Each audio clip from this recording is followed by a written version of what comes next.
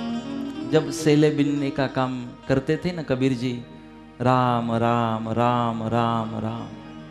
धंधा करते समय भी पूजा करते थे, धंधा करते समय भी नाम को याद करते थे, इसीलिए धंधा भी पूजा बन चुकी थी उनके लिए। इसलिए कबीर जी के धंधे में पूजा है और हमारी पूजा में धंधा है ना। कबीर जी के धंधे में पूजा है और हमारी पूजा में धंधा है। भगवान मनोकामना पूरी थी जैसे ने तुम 11 माला कलीस भगवान।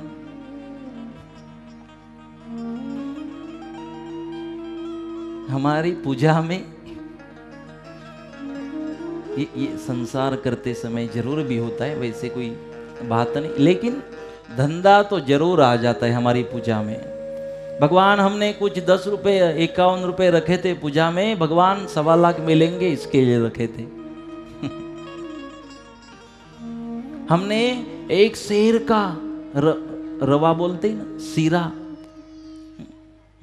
तो भगवान हमने एक शेर का प्रसाद चढ़ाया आपको, उसके बदले में हमारे घर में शांति रखना, सबकी मनोकामना पूरी करना, सबकी तबीयत अच्छी रखना, जिसके मन में जो मनोकामना हो पूरी कर देना, घर की जो भी परेशानी होगी। क्या क्या मांग लेते उस सत्यनारायण की पूजा में, कितना कुछ मांग लेते और बुलाते भगवान को। एक शेर सीरे के प्रसाद में बुलाते भगवान को और उसके बदले में कितना कुछ मांग लेते हैं। इसीलिए कबीर के धंधे में पूजा है और हमारी पूजा में धंधा है।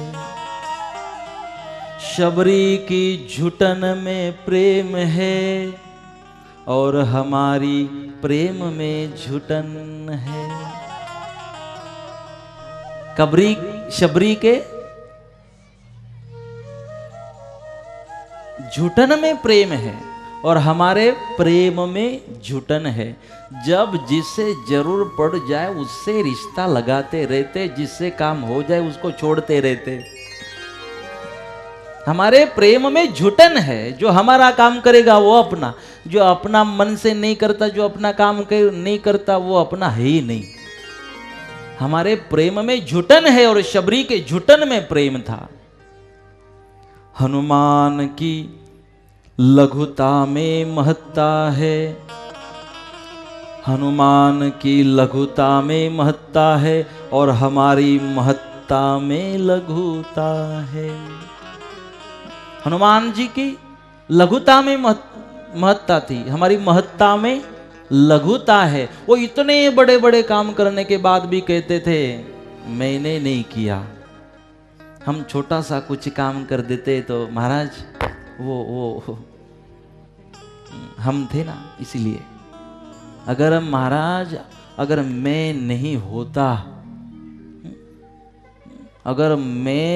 अगर कुछ नहीं करता तो ये कुछ होने वाला नहीं था। कैसे जगत को ये चला रहा है। अगर भूल से थोड़ा कुछ अच्छा काम हमारे हाथों से हो जाए तो हम भगवान खुद को मानने लग जाते हैं कि इस दुनिया को मैं चला रहा हूं। एक दिन शिवाजी महाराज को भी ये अभिमान हुआ था। रास्ते से चलते चलते रामदास जी के साथ जा रहे थे। रामदास जी अपने गुरुदेव को कह रहे थे शिवाजी महाराज मैं सबका पालन पोषण करता हूं, अच्छा ध्यान रखता हूं सबका। अच्छा तू पालन पोषण करता है सबका, तो ध्यान रखता है सबका? बोले हाँ महाराज। चलते चलते एक बड़ा पत्थर पड़ा हुआ था रास्ते में। रामदास स्वामी ने कहा जरा इस पत्थर को उठाना। शिवाजी महाराज ने पत्थर को उठा के बाजू में फेंका तो उसके नीचे एक मेंढक था, जिसको गुजराती में डेडका कहते हैं, हिंदी में मेंढक कहते हैं और मराठी में बेंडुक कहते हैं। महाराज बनना भी कोई आसान नहीं है। ये सब कुछ जब गुजरात कथा करने गए ना, पहले तो नासिक में की थी तो सब अपने गुजराती ज़्यादा थे, तो नेवले का प्रसंग आया। नेवला नोड़ियो तो मैं बोल रहा था नेवला नेवला, जल्दी हमारे गुजराती समझे ही नहीं नेवला नेवला। शाम को सबने पूछा महाराज वो नेवला क्या था। मैंने बोला फिर कथा में क्या सुना? बोले नेवला ही समझ में नहीं आया। तब से याद रखा जब गुजरात में कथा करनी हो तो नोड़िया बोलना, तो नोड़िया समझ में आ जाता है, इसलिए फिर उसको भूलना नहीं पड़ता। नोड़िया, उसको हिंदी में नेवला कहते और मराठी में मुंगूस कहते। इसी तरह ये मेंढक, ये मेंढक बेडुक और गुजराती में શું કે डेढ़का डेढ़को। तो शिवाजी महाराज ने पत्थर बाहर फेंका, एक मेंढक वहां पे था, उस पत्थर के नीचे था, जी रहा था। तो रामदास स्वामी ने पूछा शिवाजी इस मेंढक को भी तू खिला पिला रहा था, जो एक पत्थर के नीचे जीवन जी रहा था, क्या इसको भी पालन पोषण करने वाला तू है? बोले नहीं। तो बोले है कौन?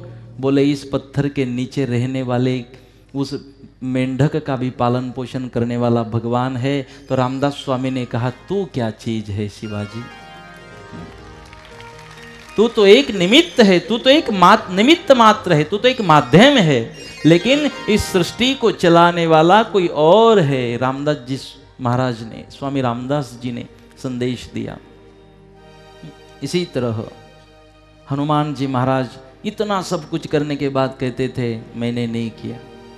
जब लंका जलाने के बाद वापस आए थे तो भगवान ये हनुमान जी ने कहा था ना, जब हनुमान जी ने नहीं बोला कि मैंने लंका जलाई, ब्रह्मदेव ने खत भेजा था, तो खत में पता चला राम जी को कि ये लंका जला के आया, तो बोले आपने लंका जलाई? अब हनुमान जी महाराज चिंता में पड़ गए, बोलना तो नहीं था। बोले नहीं मैंने नहीं जलाई। बोले लंका तो जली थी, तो किसने जलाई? नहीं बोला कि मैंने जलाई। और उत्तर दिया हनुमान जी महाराज ने कि रावण के पाप ने, सीता के शाप ने, विभीषण के जाप ने, भगवान आपके प्रताप ने और मेरे बाप ने लंका जलाई, मैंने नहीं। इतना बड़ा काम करने के बाद भी हनुमान जी महाराज कहते हैं मैंने नहीं किया, ये तो करने वाला कोई अलग और है। हनुमान जी की महत्ता में लघुता थी, हमारी लघुता में महत्ता है। थोड़ा कुछ कर दिया तो जिसके लिए किया उसको मरने तक बोलते रहेंगे मैंने किया था इसीलिए तो जी रहा है, नहीं तो क्या औकात थी तेरी। ये हम बोलते रहते। तो इसके लिए पर दुखे उपकार करे कोई मन अभिमान न आने, वैष्णव जन तो तेने कहिए, उसको वैष्णव कहते हैं। इसीलिए संत आगे कहते हैं सूरदास के अंधेरे में रोशनी है, सूरदास के अंधेरे में रोशनी है और हमारी रोशनी में अंधेरा है। सूरदास के अंधेरे में रोशनी है। सूरदास अंधे थे फिर भी भगवान को देख लिया करते थे। हमें तो आंख है लेकिन फिर भी भगवान नहीं दिखते। उनको आंख नहीं थी, अंधे थे, फिर भी भगवान को देख सकते थे। हमें आंख होने के बाद भी हम भगवान को नहीं देख पाते, क्योंकि भगवान को देखने वाली वो आंख हमें मिली नहीं, वो तो सूरदास जी के पास है। तो इसीलिए श्रवण के कष्ट में सेवा है, श्रवण के कष्ट में सेवा है और हमारी सेवा में कष्ट है। श्रवण की कष्ट में सेवा है। वो माँ पिता को चारों धाम लेके जा रहा है, श्रवण कष्ट ले रहा है, लेकिन उसमें सेवा है और हमारी सेवा में कष्ट हो जाता है। कई बार तो ऐसे ऐसे सेवा वाले हमें भी मिल जाते ना, वो सेवा तो नहीं होती, हमें उनके सेवा के कष्ट जरूर होते, हमारी सेवा में कष्ट हो जाते हैं।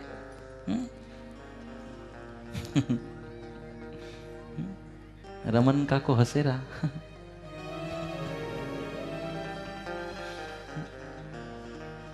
हमारी सेवा में कई बार कष्ट हो जाते हैं। जैसे कि आप पूजा की थाली लेकर आए, हमें तिलक करना है आपको, और हमने कह दिया तिलक नहीं करना है। नहीं महाराज आज तो तिलक करके ही रहेंगे, बार बार चांस नहीं आता। अभी डॉक्टर ने हमें बोला कि महाराज आपको एलर्जी है, ये जो अष्टगंध है, कंकु है, जो भी द्रव्य यूज करते, उसकी एलर्जी है तो आप पूजन ना करें। और जो जिसमें केमिकल नहीं है ऐसा कोई चंदन यूज करते हो तो ठीक होगा आपके लिए। क्योंकि कुछ दिन पहले हमें तकलीफ हुई थी हमारे माथे पे, तो हम मना करते हैं। हमें हमारे साथ सेवा वाले रहते वो भी बताते हैं कि वो तिलक मत करना। दूसरी बात तो जो फैजपुर गादी की जो परंपरा है उसमें ये थोड़ा वर्ज भी मानना चाहिए आप लोगों ने, और उसको स्वीकारना भी चाहिए। उस गादी की पवित्रता के लिए, उस ऊर्जा के लिए, उस पवित्रता के लिए। क्योंकि अगर अपवित्रता के समय अगर किसी संत के यहाँ छू लेते हो तो शायद भस्म भी हो सकते हो।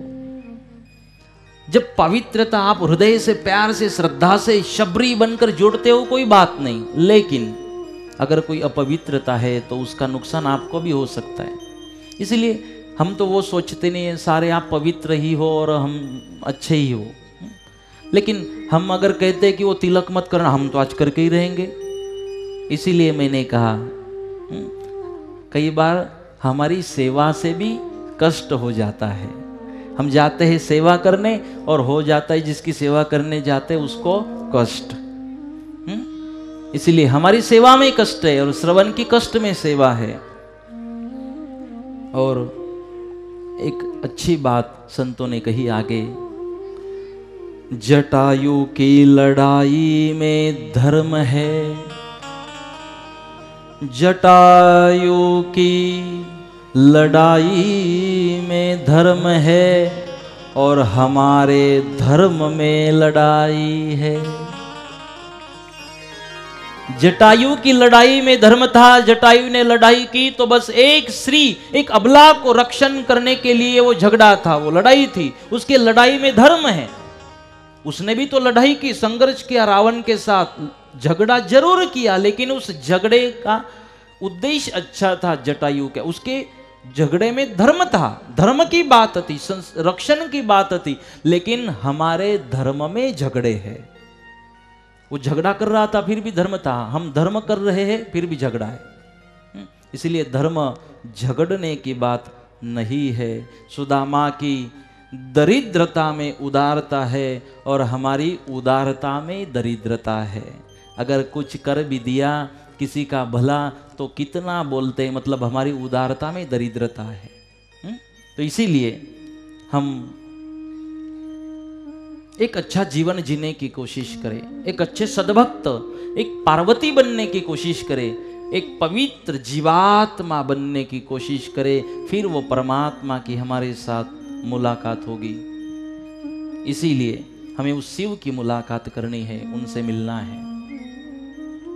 और बोलते ना तीर्थों में जाना चाहिए, हम तीर्थों में जाते रहते हैं, तीर्थों में जाने से पाप धुल जाते हैं, हमने सुना है। हम आपको इस महाशिवरात्रि के पर्व के निमित्त से तीर्थ कह देते हैं। तीर्थ किसको कहते हैं? आज ज्यादा बोलने का मूड है, भजन का कम। कल भजन वाला था। तो शास्त्रों ने कहा सत्यम तीर्थम, क्षमा तीर्थम, तीर्थम इंद्रिय निग्रह। तीर्थ बता रहे आपको। तीर्थ क्या है? हमें लगता है ना तीर्थों में जाना चाहिए, वैसे सदगुरुदेव इमामशाह महाराज ने तो इसके ऊपर की बात की, वो दूसरे स्टेप वाली बात है, ये पहली स्टेप वाली। उन्होंने कहा त्रिवेणी संगमा झूलना, तू किव पाके शरीर, नेम लईने व्रत आचर्या, तारा जीवने राखो धीर। त्रिवेणी संगमा झूलना, तू किव पाके शरीर।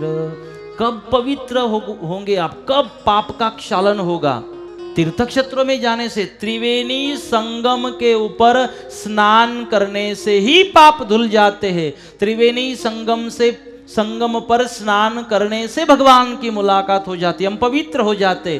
तो त्रिवेणी संगम का मतलब ठीक है कि गंगा जमुना सरस्वती, लेकिन वही गंगा जमुना सरस्वती यहाँ उनका मिलन होता है भ्रुकुटी में।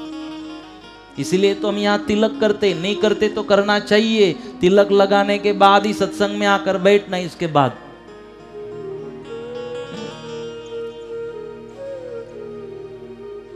हर रोज सुबह उठने के बाद तिलक तो जरूरी है।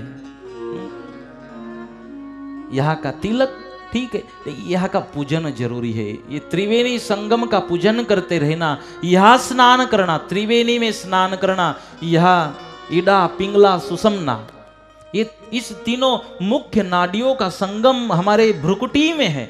इसको त्रिवेणी संगम कहा गया। तीन हमारी मुख्य नाड़ी यहाँ इकट्ठा होती है और यहाँ स्नान करना। यहाँ स्नान करने का मतलब है कि बस भ्रुकुटी का ध्यान करना, त्रिवेणी संगम में स्नान करना, भ्रुकुटी जिसको कहते उसका ध्यान करना। और शास्त्रों ने कहा उसकी पहली स्टेप बताई, ये तो अगली वाली है। सत्यम तीर्थम क्षमा तीर्थम तीर्थम इंद्रिय निग्रह। कौन सा तीर्थ बताया कि अरे सत्यम तीर्थम, तीर्थ कौन सा है? सत्य को देखना, सत्य को सुनना, सत्य को बोलना, सत राह के ऊपर चलना, हाथों से सत ही कर्मों को करना, बुद्धि से सत का ही चिंतन करना, हरि का ही चिंतन करना, सत्यम तीर्थम। ये है तीर्थ। नहीं तो फिर क्या बात होती है, इसको समझना ध्यान से।